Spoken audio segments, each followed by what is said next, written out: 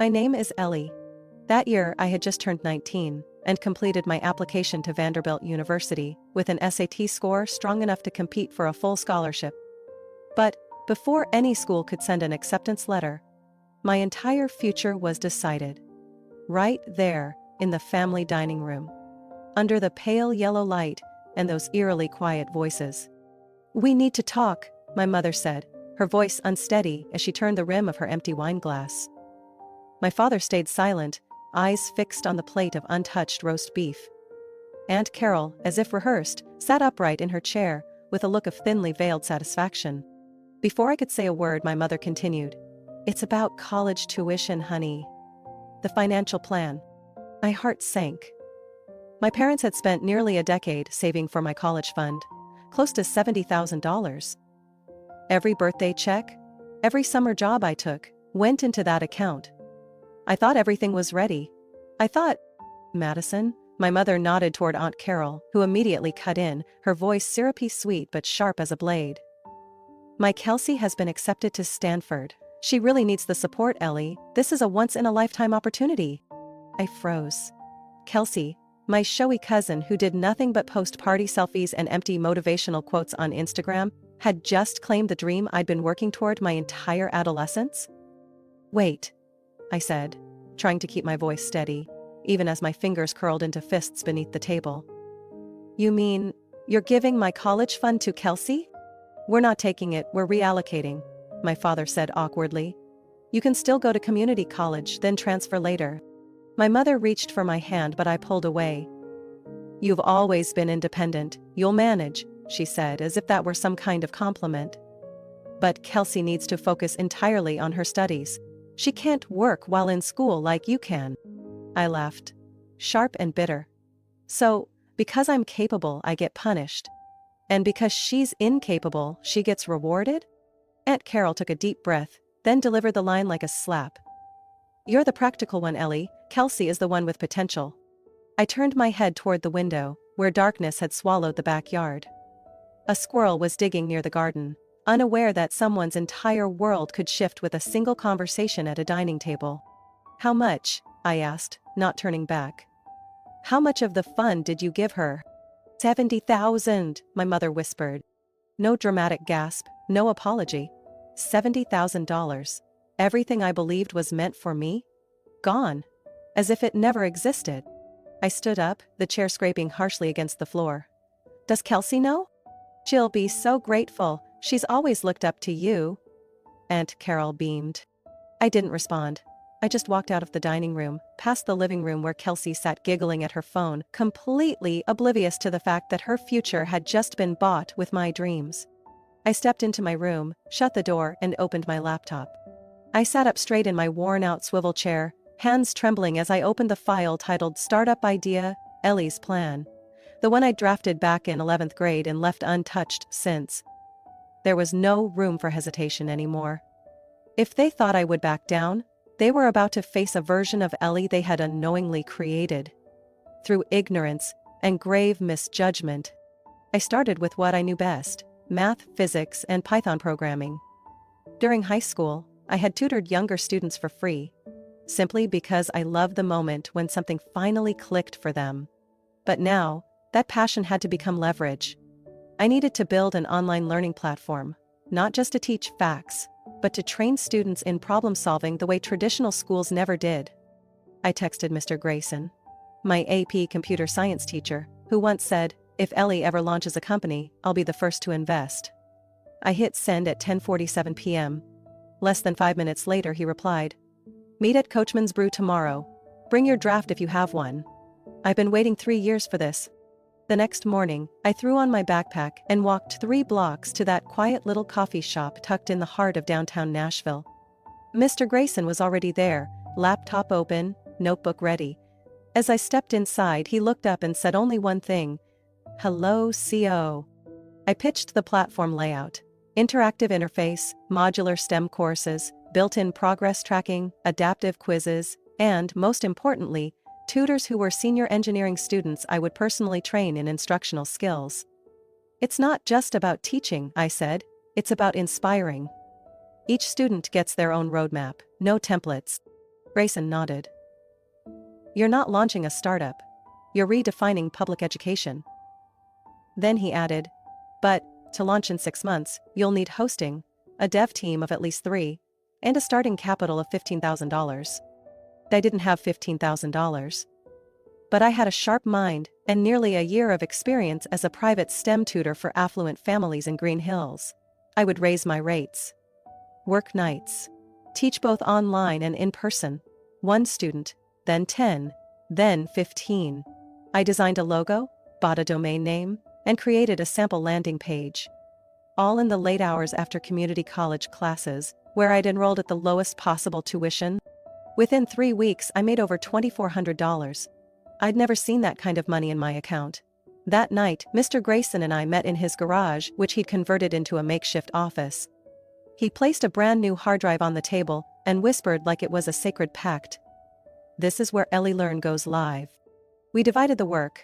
I handled content, he built the system architecture. I taught by day, coded by night, and kept a near-perfect GPA at school. While my peers partied, I was buried in lines of code. While my parents still believed I was struggling at community college, I had already reached over 500 trial users through word of mouth, each one paid. None knew who I really was. All they knew was that Ellie Learn helped them boost their GPA in just 4 weeks. One night, my phone buzzed with a notification. You received a Stripe payment, $1,200 for advanced math course. I didn't remember who signed up. I didn't need to. The system was alive. No longer just an idea. It was a functioning product. Ellie, Mr. Grayson said after a weekend system test. Do you know what you're doing? Getting even, I replied, then corrected myself. Rebuilding, from what they took. As I left his garage that evening, one thing was certain. Kelsey might have Stanford. But I had a strategy. And my anger had just become the most valuable business partner I ever had.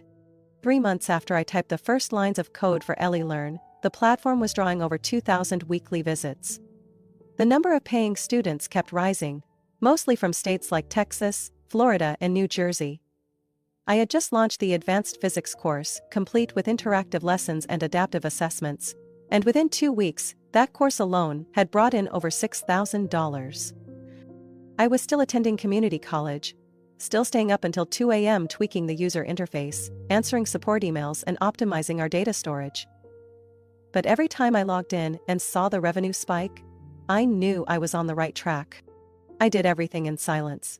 To my family, I was still the frugal student, renting a cheap apartment and surviving on instant noodles at the end of each month. The reality was, I had hired collaborators across 3 time zones, paid everyone on time, and my business account had just been upgraded to preferred business client status. Something my mother could never have imagined if she still asked if I needed her to send me more cup noodles. I didn't hate them. I had just stopped being naive. One Saturday afternoon, my mom invited me home for a family dinner. I guessed the reason the moment I walked in and saw the table neatly set, soft background music playing from the Bluetooth speaker, the kind they only used when someone important was over. Kelsey was home for the holidays. She walked in wearing a designer dress, hair curled like a salon commercial.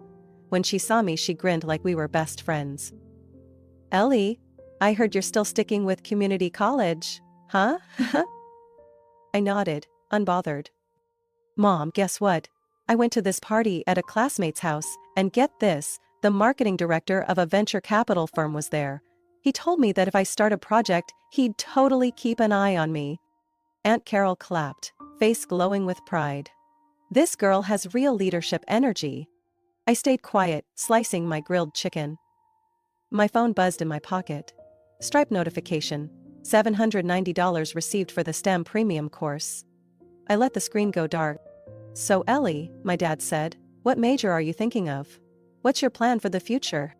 For now, I'm focused on studying and working, I said simply. My mother shook her head gently, half sympathetic, half dismissive. You always choose the harder road. But as long as you can get by, that's enough. Exactly, Kelsey chimed in. Not everyone's cut out for Stanford. But doing okay in life is still a win. I smiled but didn't respond. They had no idea I had over 6,000 active students. No idea my company had just been offered a strategic partnership by an education group based in Chicago. And definitely no clue I was negotiating a licensing deal, starting at $220,000. After dinner, my mom pulled me aside in the kitchen, her tone softer.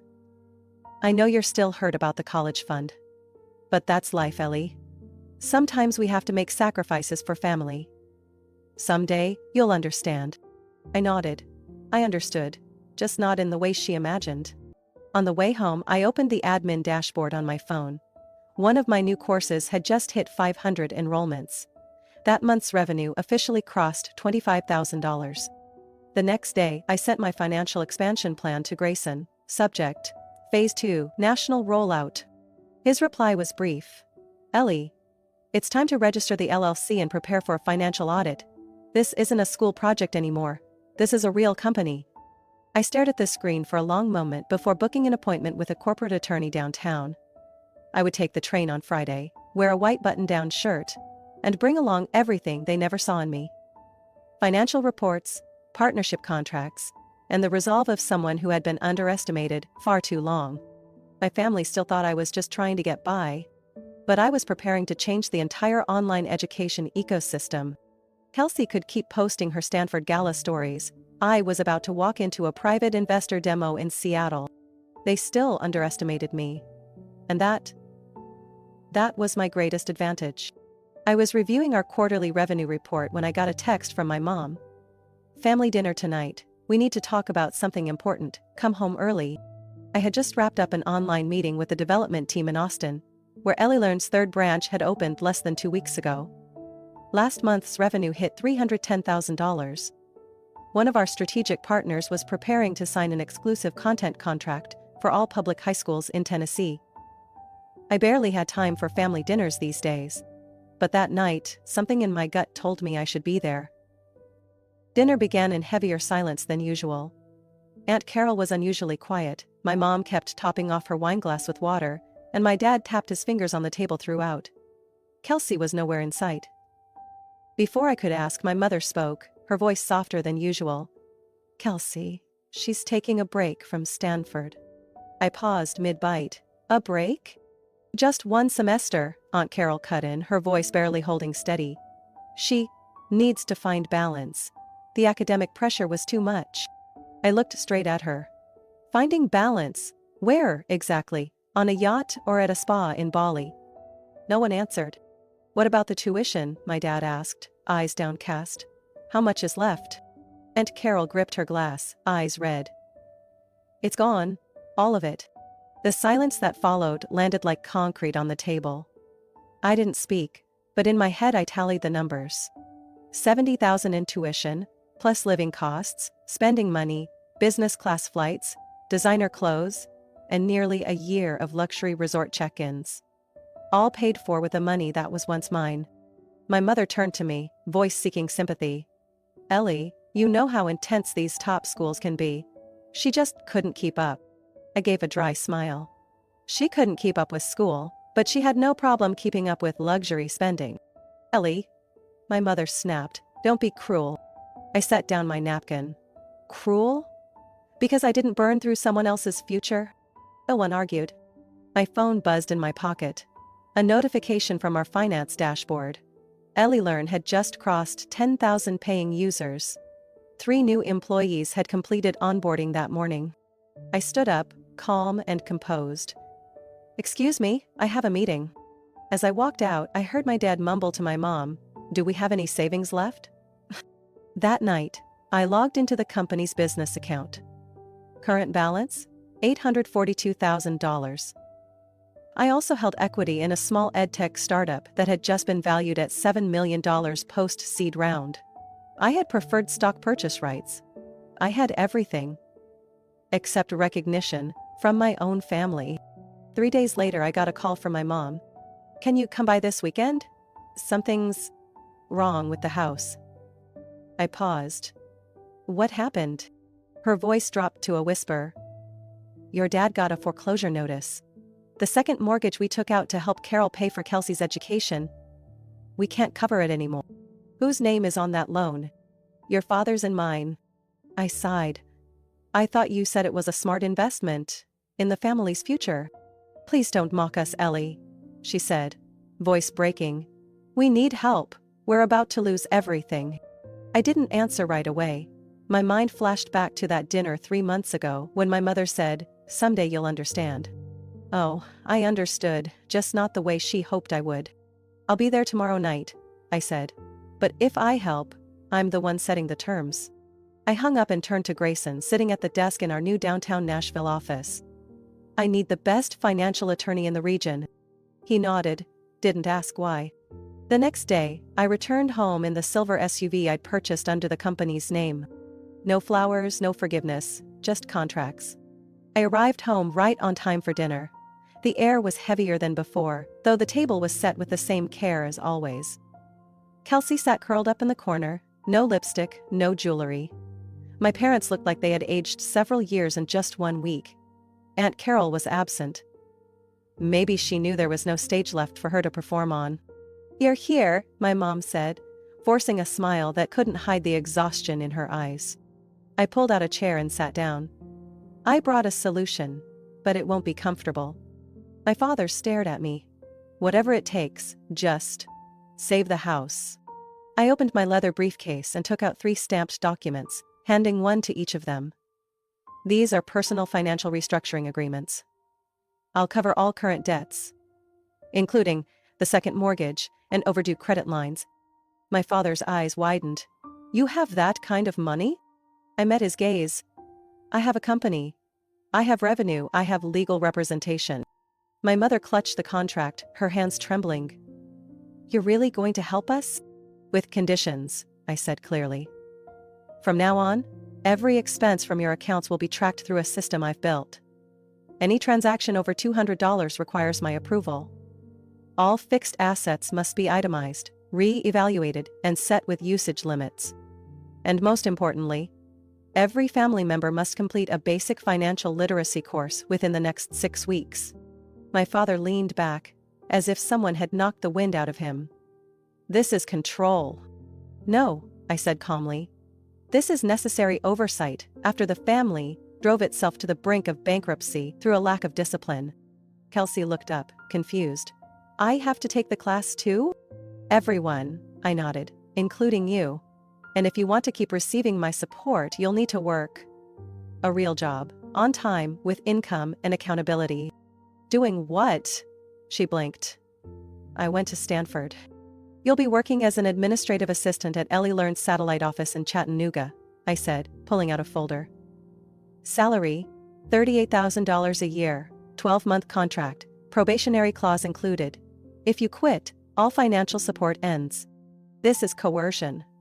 Kelsey was on the verge of tears. "No," I said, "this is your first lesson in consequences." My mother gently set her copy down. "You had all this in place already?" "Since the day you called me practical and handed Kelsey the opportunity I spent my whole childhood preparing for." No one said anything. I let them sit with the shock, then stood and stepped out to the back patio. A few minutes later, my father followed, the paper still in his hand. "Are you sure about this?" "I am. But only if you understand I'm not doing this out of pity. I'm doing it because I refuse to let anyone in this family keep dodging responsibility." He nodded, eyes red. "I'm sorry." That apology came late, but at least it was real. The next morning, I received an email confirmation. My parents had signed everything. The house would be temporarily transferred under the corporate entity in my name, shielding it from foreclosure for the next 3 years. I wired $78,000 to clear all bad debts and penalty fees. That afternoon, I drove to the law firm to sign the final paperwork. Grayson sat beside me, the one person who never left when things got hard. "You just saved an entire family," he said. But the price wasn't small. I stared straight ahead, colder than I'd ever felt. They need to know. Rescue isn't free. Especially when they were the ones who forced the practical girl into a fight. In my jacket pocket was the key to Kelsey's new apartment. A modest unit she'd be sharing with a nursing student. No Dyson hairdryer. No oversized LED mirror. Just an alarm clock, morning shifts, deadlines, and the performance tracking system I personally engineered. The power dynamic had officially flipped. 3 days after all legal documents were signed and the debts officially cleared, I sent one final email to Kelsey. Pack your bags. Your flight from Ubud to Nashville departs Friday. Ticket is booked, no other option.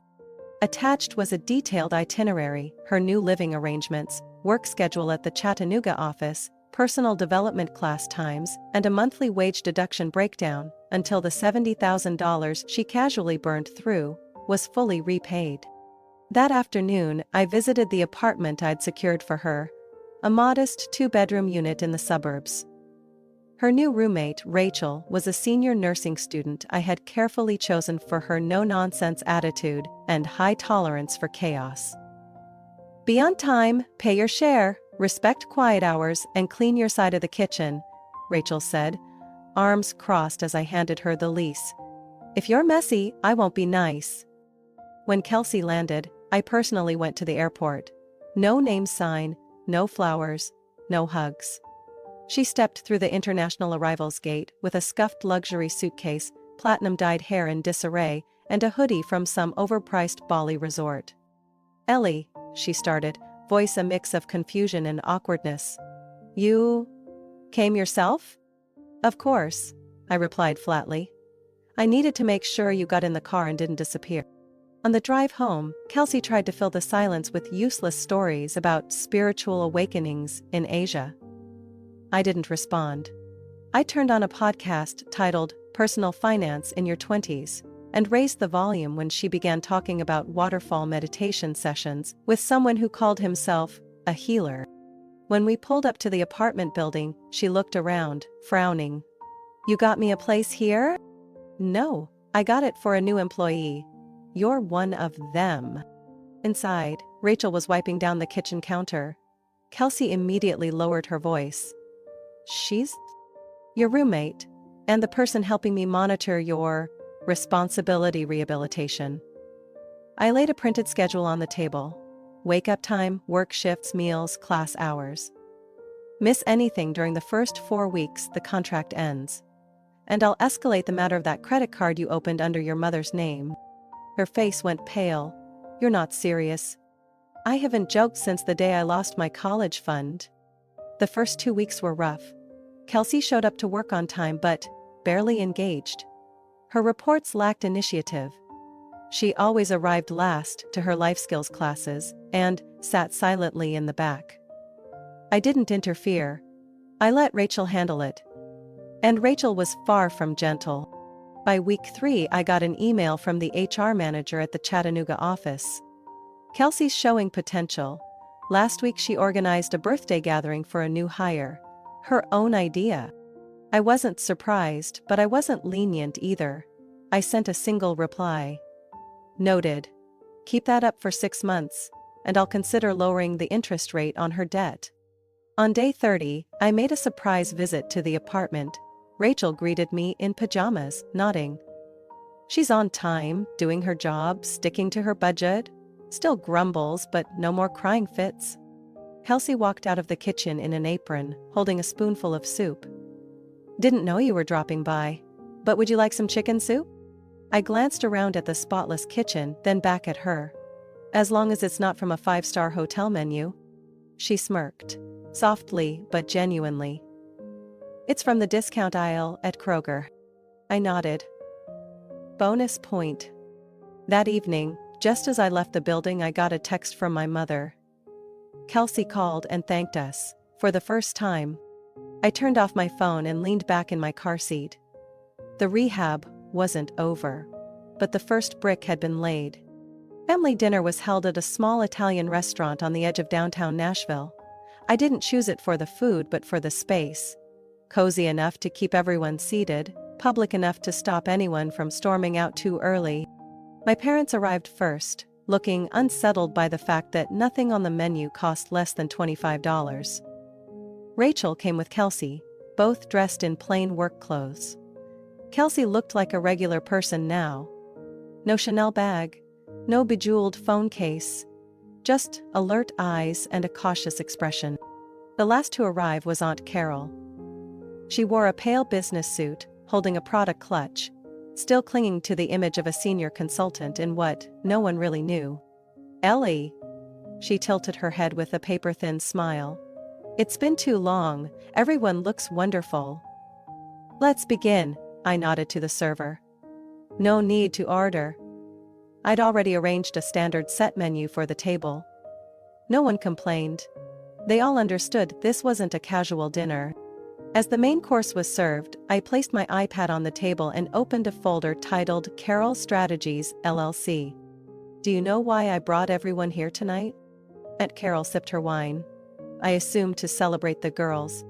"Kelsey and Ellie?" I tilted my head. "Or maybe to celebrate how your consulting firm just lost its legal standing with the IRS after 4 years of having no actual business activity?" The glass in her hand wobbled slightly, though she kept her voice steady.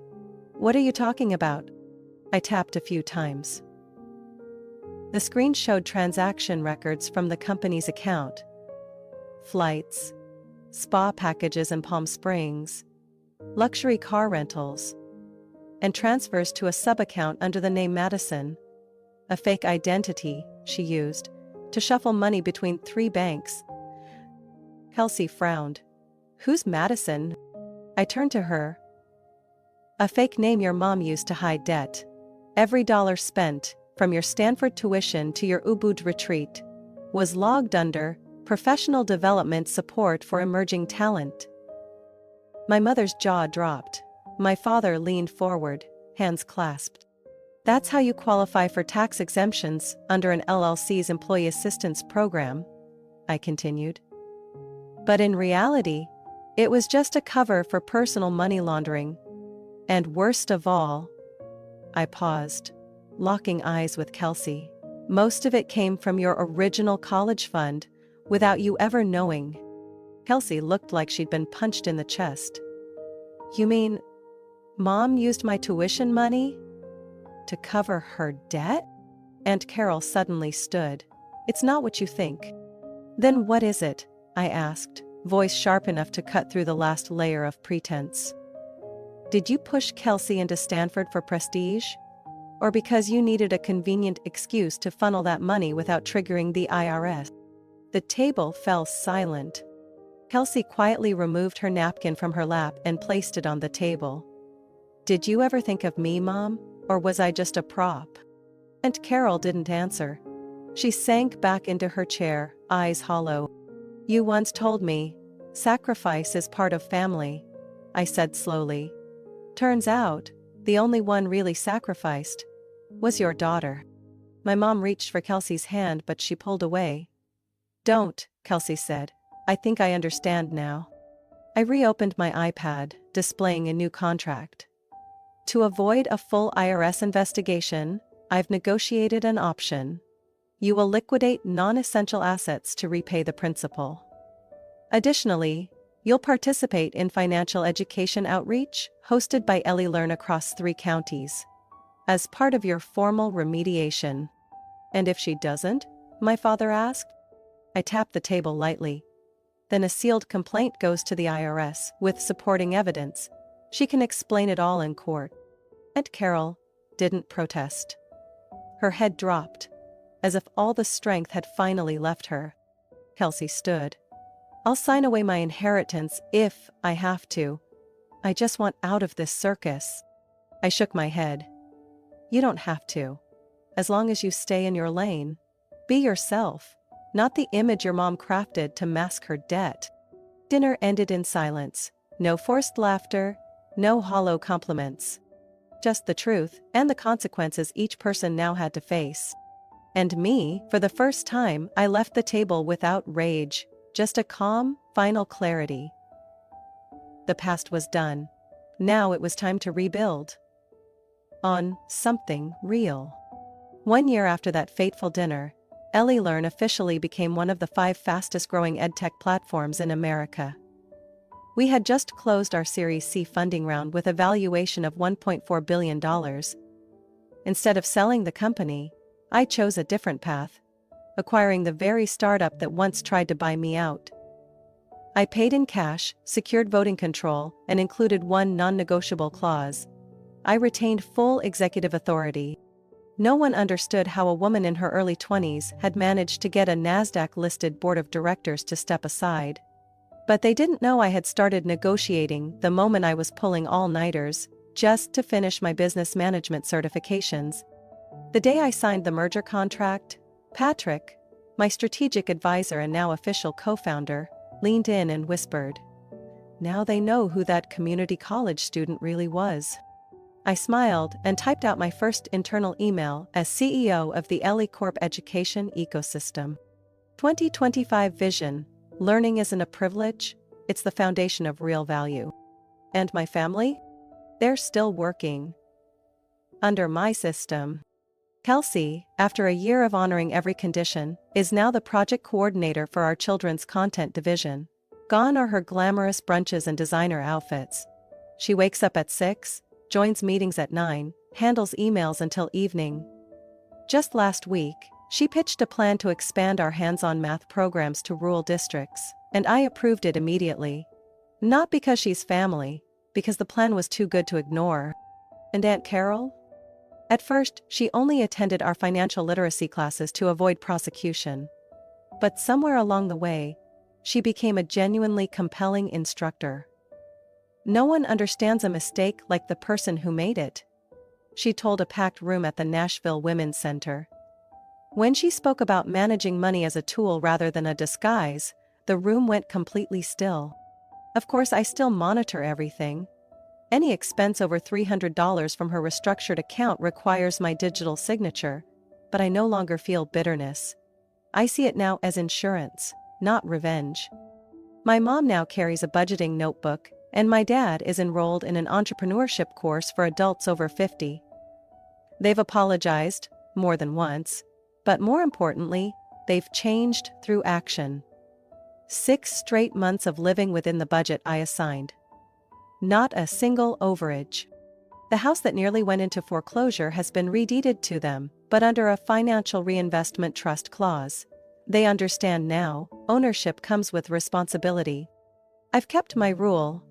No one in the family can borrow money from me without going through the same approval process as any company employee. Not even my parents.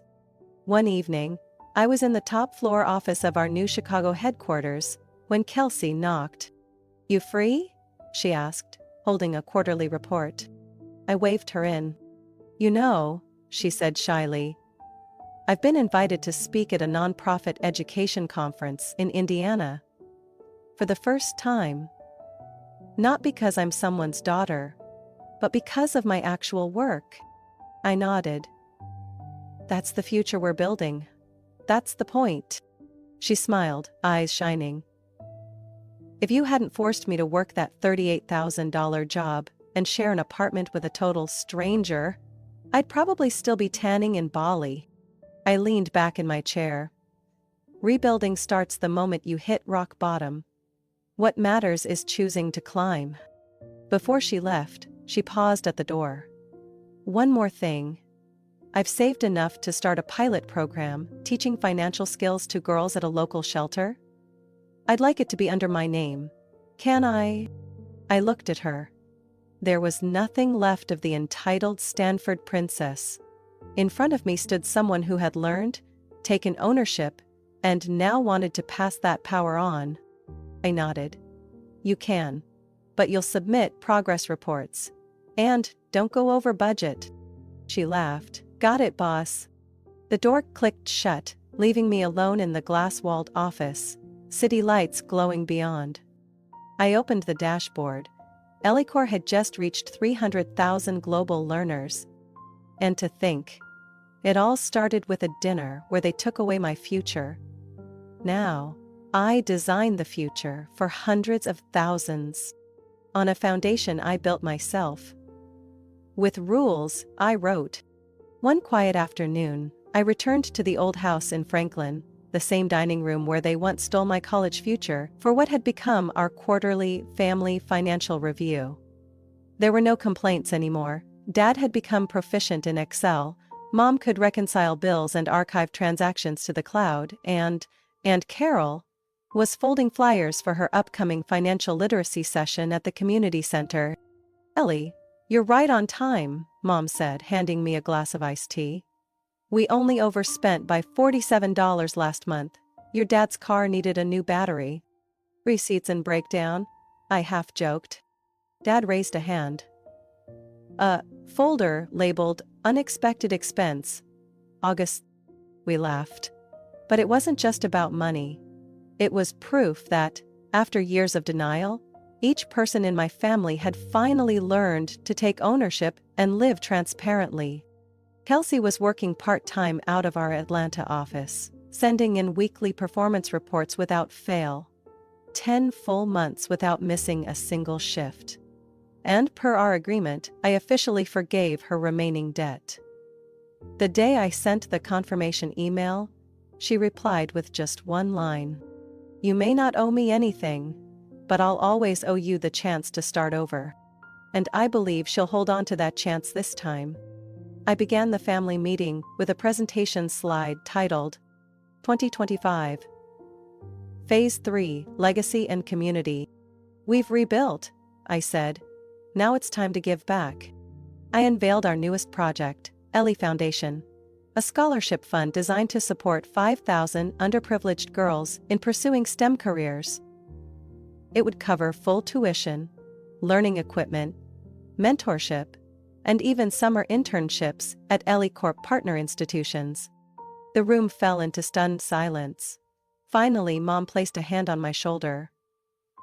"Are you sure you want to go that big?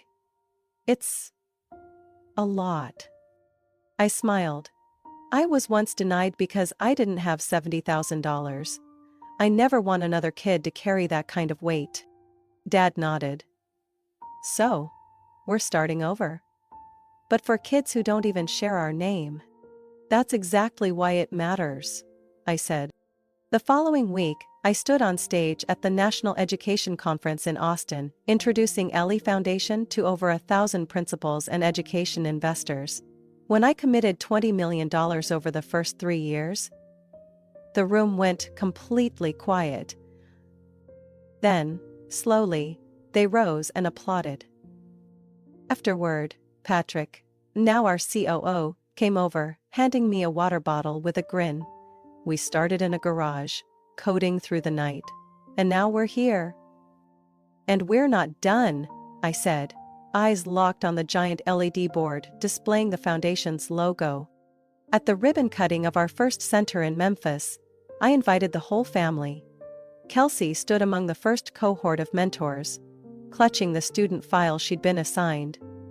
Aunt Carol opened the event with a candid speech, publicly admitting the worst financial mistake of her life, and received genuine applause from the single mothers in the audience.